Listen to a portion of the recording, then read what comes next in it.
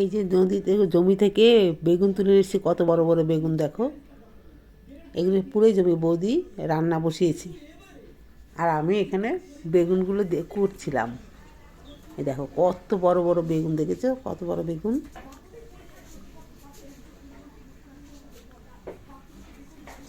বৌদি বসিয়েছে রান্না, এই যে আলু ফুলকপি দিয়ে ট্যাংরা মাছের ঝোল, আর এই যে ইয়েটা লাউটা কাটা আছে, এটা রান্না হবে মাছের মাথা দিয়ে। বৌদি রান্না করছে আজকে। আজকে আর আমি কিছু রান্না করিনি। এই যে দেখো কতগুলো বেগুন মাছ জমি থেকে তুলে নিয়ে এসছে।